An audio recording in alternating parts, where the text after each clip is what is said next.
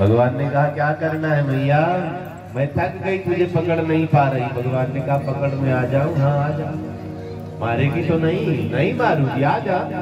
अब भगवान आए, गोदी में फाट से पकड़ लिया, कस करके रेशम की रस्सी बांधना शुरू कर दिया है। तो बहुत खुश, आज तुझे बांधूंगी। बड़ा चलिया है, माखन खाने के चक्कर में मटकी तोड़ डाली, झूठा कर दिया है। भैया बांधना चाहती, भगवान बंध नहीं रहे, रस्सी बहुत छोटी, बहुत रस्सी जोड़ी नहीं बंध रहे। भगवान को चतुराई से बांधना चाहो, नहीं भगवान को प्रेम से बांधना चाहो, फट से बंध जाएंगे। भैया थक गई, बांध नहीं पा रही। भगवान ने कहा भैया क्या चाहती, तू बंध जा, बस आज मेरा मन है। भगवान ने कहा रस्सी खोल दे, वही रेशम की रस्सी में भगवान को मैया यशोदा बांध देती है। बांधा कहाँ, उखल में बांधा। उखल देखा है ना, बहुत कम लोग पुराने लोग हैं, नए बच्चों से पूछो तो अचंभा मानेंगे, ये क्या है। भगवान को उखल में बांध दिया मात मैया यशोदा ने। फिर अपने काम में लग गई, उखल बंधन की लीला। सुखदेव मुनि कहते परीक्षित, आज भगवान दो भक्तों का उद्धार करना चाहते, इसलिए उखल बंधन। उखल को खींचते खींचते आंगन में अर्जुन के पेड़ खड़े हैं। ये यक्ष थे, नारद जी ने श्राप दे दिया था। जब इन्होंने वरदान मांगा तो नारद जी ने कहा तुम्हारा उद्धार भगवान करेंगे।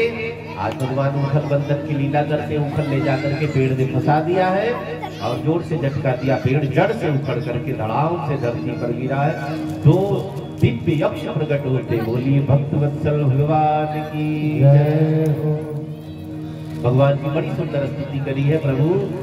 आज हमारा उद्धार हुआ, आपने हमें दर्शन दिया, मुझ पतित को पावन किया है। भगवान उखल बंधन की लीला करते हैं। आगे नामकरण की व्यवस्था है। भगवान का नामकरण गर्गाचार्य मुनि पधारते, जो मथुरा के पुरोहित हैं। गर्गाचार्य जी आते हैं, गाय की गोट में बैठ करके पहले बलराम जी का नामकरण करते हैं। ये वसुदेव जी के बड़े पुत्र हैं, नंद बाबा के पुत्र नहीं है ये। जब वसुदेव जी जेल जाने लगे, इनकी 7 पत्नियां तो मित्र के यहाँ सबको छोड़ करके गए, एक साथ गए देव जी जेल में। तो रोहिणी के गर्भ से बलराम जी का जन्म हुआ। बलराम जी का नामकरण गर्गाचार्य जी करने लगे। नंद बाबा ने कहा मेरे बेटे का नामकरण बाद में, पहले मित्र के बेटे का नामकरण होना चाहिए। तो गर्गाचार्य जी ने रोहिणी की गोदी में जो बैठे गौर वर्ण के, इनका नामकरण किया है। इनका नाम क्या रखते हैं? राम रखते हैं। गर्गाचार्य जी ने कहा इनमें बल बहुत ज्यादा होगा, इनको आगे चल के लोग बलराम कहेंगे। बोलिए बलराम जी महाराज की जय। अब नंद बाबा की गोदी में जो सांवली सरकार है, गर्गाचार्य जी ने बड़ी देर तक देखा है और खुद को धन्य मान रहे। आज मैं भगवान को नाम दूंगा, जिस नाम को लोग गा गा करके करेंगे, मैं भगवान का नामकरण करूंगा। जिस नाम को भैया पुकारेंगे, सब पुकारेंगे, तो भगवान का नामकरण गर्गाचार्य जी ने किया है। क्या नाम रखा है? कृष्ण। कृष्ण का मतलब भैया कलुआ कहती, कलुआ कहती। कृष्ण माने काला होता, इसलिए भगवान का नाम कृष्ण पड़ा है। कंस कहता तू काला है, भगवान ने कहा तेरा काल हो इसलिए काला हो, इसलिए कृष्ण नाम पड़ा। राधा रानी ने कहा तू बहुत काला है, भगवान ने कहा तेरी महिमा बढ़ाई। अगर मैं गोरा होता तो राधा राधा कौन गाता, सब कृष्ण गाते। तेरी महिमा बढ़ाने के लिए मैं काला होगा, इसलिए कृष्ण नाम पड़ा है। चंद्रवंश में उत्पन्न हुए मेरे गोविंद, बोलिए कृष्ण चंद्र भगवान की जय। कुछ दानदाताओं की लिस्ट है। श्री राम नहर शर्मा जी 1100 रुपए का दान आया है, भगवान को कृपा बनाए। श्री राजवीर जी 500 रुपए, प्रिंसिपाल जी 500 रुपए, अनुज जी की तरफ से 500 रुपए, मोहित जी 1100 रुपए, संतोष देवी की तरफ से 505 रुपए, संदीप जी की तरफ से 500 रुपए, दीपक पंचाल जी की तरफ से 500 रुपए, बबलू शर्मा जी 500, राम सिंह धर्मवीर जी के ससुर जी हैं 500 रुपए का दान आया। ताली बजाकर स्वागत, धन्यवाद। भगवान खूब तरक्की दे और दिन दूना रात चौगुना आगे बढ़े। आपका कमाया हुआ धन शुभ कर्म में लगता है। दान की बड़ी महिमा बताई गई है। थोड़ा थोड़ा बचाते रहो। वैसे दशांश दान बताया गया, 100 में 10 उतना ना कर पाए, थोड़ा थोड़ा बचाते रहो, साल भर में ज्यादा हो जाएगा। उसको कहीं अच्छे काम में, जैसे कथा भागवत सत्संग कुछ भंडारा चल रहा है, जरूर दान करना चाहिए, क्योंकि इससे धन की शुद्धि, परिवार की शुद्धि और हमें पुण्य भी मिलता है और सामाजिक काम भी आगे बढ़ जाता है। बोली भक्त वत्सल भगवान की। दोनों भाइयों का नामकरण हुआ है और गर्गाचार्य जी ने ज्योतिष भी बताया कि कन्हैया तो चोर बनेगा। भगवान थोड़ा सा समझदार हुए हैं तो याद कर ली बात, बाबा ने कहा चोर बनेंगे। भगवान लीलाओं को आगे बढ़ाने लगे हैं। मित्र मंडली में गए बैठे, मित्रों से कहने लग जाते हैं, बाबा जी आए थे, उन्होंने कहा मैं चोर बनूंगा। मधुमंगल ने कहा कन्हैया ज्योतिषी झूठ नहीं बोलते, जो कुंडली में लिखा तो होना है। भगवान ने कहा जब कुंडली में लिखा चोर बनूंगा तो इंतजार किस बात का? काल करे सो आज कर, आज करे सो। तो चोर बनना तो चलो कहीं चोरी करते। श्रीदामा समझदार थे, इन्होंने कहा कन्हैया अभी पक्का चोर नहीं, पहले ट्रेनिंग होगी, स्कूल में पढ़ाई होती है इसकी। अगर कहीं नौसिखिए हो करके चोरी करोगे, पकड़े जाओगे, लोग बांध करके बारी बारी से मारेंगे, तो सीखना कैसे?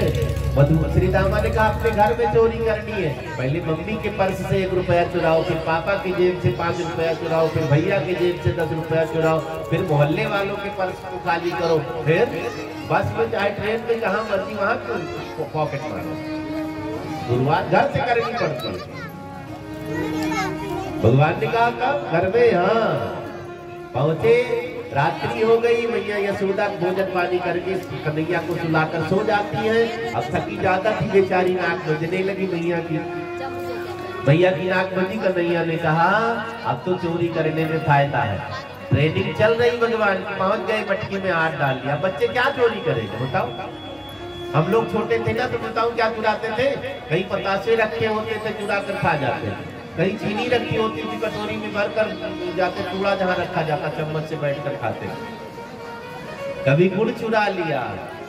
अब तो बच्चे चोरी करते, नोट चुराएंगे, दुकान पर पहुंचे, मन मर्जी का खरीदेंगे, खाएंगे। पहले दुकानें भी कम होती थी, पैसा भी कम होता था, इसी सब में हम लोग खुश रहते थे। अब कन्हैया ने माखन में हाथ डाल दिया, खाने लगे, चपर चपर की आवाज आई, मैया जग गई। मैया ने कहा रोहिणी बहन देखना, बिल्ली माखन खा रही है, आवाज आ रही है। रोहिणी जी ने कहा सो जा, तुझे सपने में भी माखन आता रहेगा, सो जा। मैंने दरवाजा बंद किया। थोड़ी देर भगवान रुके रहे, फिर चपर चपर की आवाज, माखन दिखना होता है। यशोदा जी फिर जग जाती, रोहिणी बहन देखो बिल्ली माखन खा रही है, थकी हूँ, तू देख ले, चुपचाप सो जा। फिर चुप हो गए भगवान। फिर थोड़ी देर बाद चपर चपर यशोदा दौड़ पड़ती है। भगवान घूम करके आए, लेट गए। अब सुबह मित्र मंडली में जब पहुंचते हैं कन्हैया, सारी कहानी बताई। श्रीदामा ने कहा रात में तो कोई चोरी कर लेता है, दिन में चोरी करके दिखाओ। अच्छा ये भी कहानी, हाँ तब इंटरनेशनल चोर बनोगे। अब दिन में चोरी करी भगवान ने, मैया ने पकड़ लिया है। जब माखन खिलाती तो मुंह बनाता, उल्टी आएगी, मुझे अच्छा नहीं लगता, चुरा चुरा के खाता है। भगवान रोने लगे, मैया तुझे लगता है मैं चोरी करूंगा? 9 लाख गए, माखन का ढेर लगा हुआ, मैं चोरी करूंगा? मोटा मोटा आंसू। तो तेरे हाथ में माखन कहाँ से लगा? तुरंत बहाना, मैया सूर्यमणि के कंगन है ना, कि जलन कर गए थे, हाथ को ठंडा करने के लिए माखन में डाला। तो मैया ने कहा होठ में कहाँ से माखन लगा बताओ? जब हाथ ठंडा कर रहे थे तो हाथ में लगना चाहिए, मुंह में कैसे लगा?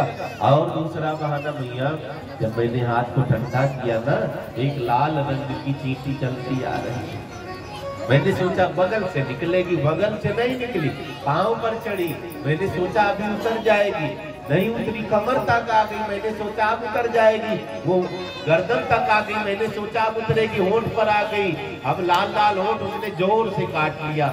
मैंने भी कहा छोड़ूंगा नहीं, मैंने भी मार दिया, माखन लग गया मुंह में। भैया ने कहा चींटी दिखा। मैया चींटी मर गई वो, अब चींटी में कहां से दिखाऊं, मैंने मारा है, पक्की बात है। मैया यशोदा ने बालक को गोदी में लिया और माता चूमती मित्र मंडली में भगवान के सारी कहानी बताई। पकड़े गए, पकड़ भी नहीं पाई, अब तो पक्का चोर हो गया है। अब तो चारों तरफ ऑफिस खुल गया है, भर्ती शुरू हो गई है, चोर प्रचार प्रसार मंडल की स्थापना हो गई, नए नए बच्चे सब उसमें भर्ती ले रहे हैं। अब घर घर चोरी, जहाँ चोरी उनकी भी शिकायत आती, जहाँ नहीं चोरी उनकी भी शिकायत। कई गोपियां कन्हैया का दर्शन करने के लिए पधारती हैं। यशोदा रानी तेरे लाला ने ददिया सास की जमाने की मटकी तोड़ डाली, मेरी सास सासू के जमाने की मटकी तोड़ डाली। पहले माताएं बचा कर रखते, हमको पैसा फेंको तुरंत नया लाओ। नंदरानी कन्हैया जबर भयो रे, नंदरानी कन्हैया जबर भयो रे, तेरी मटकी उलट के पलट गयो,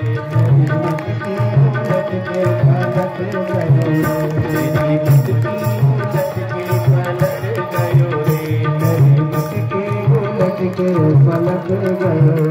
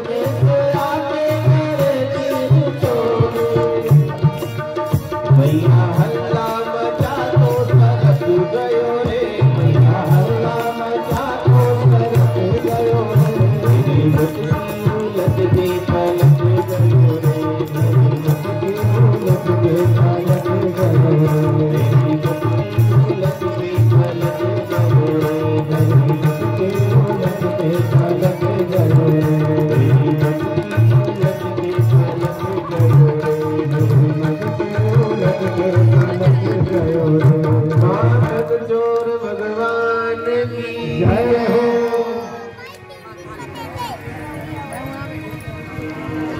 भगवान माखन चोरी की लीला कर